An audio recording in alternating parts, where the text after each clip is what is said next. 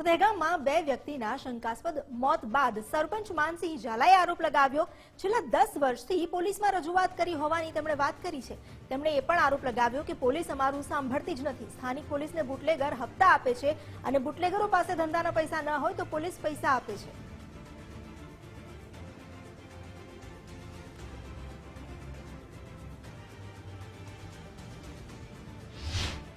દહેગામ નજીક આવેલા લીહોડા ગામમાં બે લોકોના દારૂ પીવાના કારણે મોત થયાની ઘટના પ્રકાશમાં આવી છે।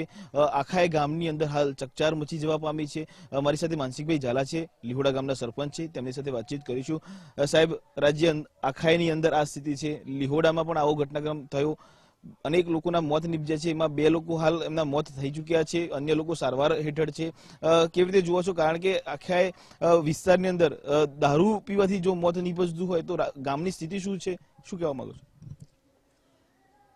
પહેલા તો સાહેબ, હું અમારા લીહોડાથી પંચાયત અલગ થયેલી પન્નાના મોડા ગામ પંચાયતના સરપંચમાં હું છેલ્લા 20 વર્ષથી સરપંચ બનું કરું છું।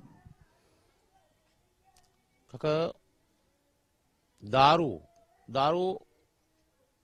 10 વર્ષથી એ જાહેરમાં વેચાય છે, જાહેરમાં, ખાનગી નહીં, જાહેરમાં વેચાય છે।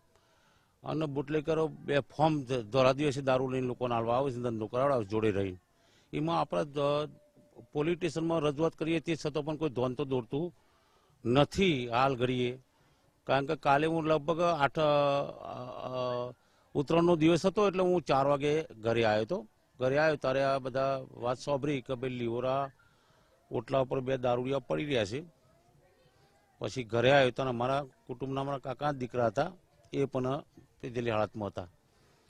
હવે પોલીસનું એમ કેવું છે કે ભાઈ આ ભાઈને દારૂથી મૃત્યુ થયું છે, તો અત્યારે ઘણા લોકો દારૂ પીતા હોય છે, એમનું મૃત્યુ થયું ને આ કઈ રીતનું થયું એ ખરેખર શરમજનક વાત છે। તપાસ કરવાની જરૂર છે અને મારી રજૂઆત છે કે ભાઈ આની ખાસ તપાસ કરી। ઘણા સમયથી આ ધંધો બે ફાર્મ દારૂનો ધંધો ચાલી રહ્યો છે। મેં પન્નાના મોરા ગામ પંચાયતની આગવી પંચાયત ધરાવીએ છીએ અમે પંચાયત, બાજુમાં ઓગણવાડી આવેલી છે। ઓગણવાડીની બાજુમાં વર્ષોથી લગભગ 7 વર્ષથી આ દારૂનો અડ્ડો ચાલી રહ્યો છે। તારે બીટ જમાદારને મેં એક દિવસ રજૂઆત કરી કે ભાઈ આ તમે ઓગણવાડીના આગળ ધંધો કરાવો છો તો થોડી ધોન તો દોરો, પણ ના, બીટ જમાદાર કોઈ ધોન દોરી નહીં। બસ બીટ જમાદારો કોણ હતા? કેટલી વખત તમે પોલીસ સ્ટેશનને રજૂઆત કરી? તમે નામજોગ તમે કહી શકો છો? ગુજરાત ફર્સ્ટના માધ્યમ પરથી તમે એ બંને જે બુટલેગર હોય એ બુટલેગરનું પણ આપ નામ દઈ શકો છો? એ પોલીસ અધિકારીઓ કોણ હતા એમને પણ આપ નામ કહી શકો? જો બુટલેગર તો તમામ જમાદારોને ખબર છે કે પોતે હપ્તા લેવા આવે છે, બરોબર? એટલે એમને પોતાને ખબર છે કે ભાઈ અહીંયા હસમુભાઈ કઈ નામ છે, તમે આ પ્રતાપસિંહનું નામ દીધું, તો કારીપરામાં દિનેશભાઈ કઈ છે, પછી બીજો એક ભાઈ મામુ કહેવામાં આવે છે, તોનો કારીપરા સોપાની બાજુ ગામ છે। એવા 4-5 બુટલેગરો છે કે બે ફાર્મ ધંધો કરે, કારણ કે એમને પોલીસને સત્તા આપેલી છે કે એ પોતે તાકાત ધરાવે છે કે અમે કંઈક છીએ। સરપંચો રજૂઆત કરવા જાય તો પોલીસના વિરોધમાં બોલવું એવું સમજાય છે પોલીસને, પણ હું તો સાચું જ બોલું છું। છેલ્લા 20 વર્ષથી સરપંચ બનું કરું છું અને સાચી વાત કરવાનો છું ને આજે કરીશ અને પછી એ કરીશ ને આવતા જમાનામાં વાત કરીશ કે ભાઈ પોલીસ વહીવટ બરાબર દારૂ કરી શકતી નથી, દારૂ બંધ કરાવી શકતી નથી। એ જાહેરમાં હું બોલું, ખાનગી નથી બોલતો હું। કારણ કે મારો આ છોકરાની ઉંમર ખાલી 40 વર્ષની હતી, એના 2 બાળકો છે નાના, એ બે બલ્યો છે અને એક બાબલો છે। અત્યારે એમને ભણવાની તકલીફ પડશે કે 016 નું નામ ચાલે, અત્યારે એક કોઈ જગ્યાએ નથી, મજૂર કરીને જીવતો હતો અને એનું મૃત્યુ પામ્યું।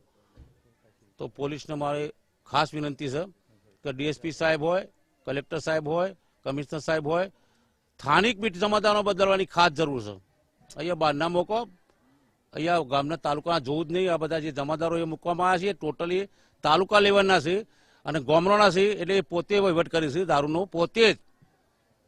આ તમને કહું એટલે મારી વિનંતી છે પીએસઆઈ સાહેબને કે ભાઈ એના બીટ જમાદારો બહારથી મૂકો, જિલ્લા ફેરના, અહીંના જોવું નહીં, કારણ કે ટોટલી અહીંના જમાદારો છે। ટોટલી રખિયાલ બીટમાં જેટલા જમાદારો હોય એના સ્થાનિક ગામડાના છે, એટલે એમને ઓળખોન બહુ ચાલે, એટલે બધી જગ્યાએ દારૂના અડ્ડા ચાલી જ રહે છે અને પોલીસને ક્યાં ખબર નથી। આ કારીપુરાની અંદર વર્ષોથી 50 મન ઘોર 15 વર્ષથી ધંધો કરી રહ્યા છે અને એવા ફુગ્ગા લઈને ગોમે ગોમ વેચવા નીકળે અને એક એક માણસને મૂક્યા છે વેચવા માટે અને વેચી રહ્યા છે તો પોલીસને નહીં દેખાતું. ગુજરાત રાજ્યની અંદર આ બોલતો પુરાવો છે કે દારૂબંધીની પોકળ વાતો વચ્ચે ક્યાંક આ સમગ્ર ઘટનાક્રમ છે તે રાજ્ય સરકારની જે નીતિઓ છે, બેવડી નીતિઓ ત્યાંની ક્યાંક પોલ ખોલતી હોય તે પ્રમાણેની સ્થિતિ દર્શાવતો આ સમગ્ર ઘટનાક્રમ છે. સરપંચ છે તેઓ પણ સ્પષ્ટપણે ગુજરાત ફર્સ્ટના માધ્યમથી કહી રહ્યા છે કે રાજ્યની અંદર ભલે દારૂબંધીની વાત હોય પરંતુ આજે પણ અમદાવાદ સહિત રાજ્ય આખાની અંદર ગાંધીનગર છે, રાજ્યનું પાટનગર છે અને તેના જ નજીક આવેલું આ ગામડાઓ છે તે ગામડાઓની અંદર બેખોફ રીતે દારૂની રોક જે છે તે વેપાર થઈ રહ્યો છે.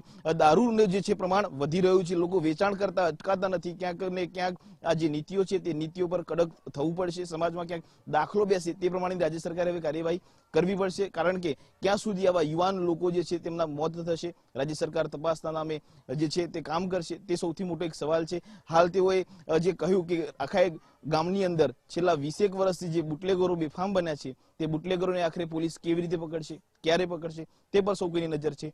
જોવું એ રહ્યું કે રાજ્ય સરકાર અને ગાંધીનગર પોલીસ આ સમગ્ર કેસની અંદર કેવી રીતે તપાસ શરૂ કરે છે. કેમેરામેન મનીષ દવે સાથે કલ્પિન ત્રિવેદી, ગુજરાત ફર્સ્ટ, દહેગામ.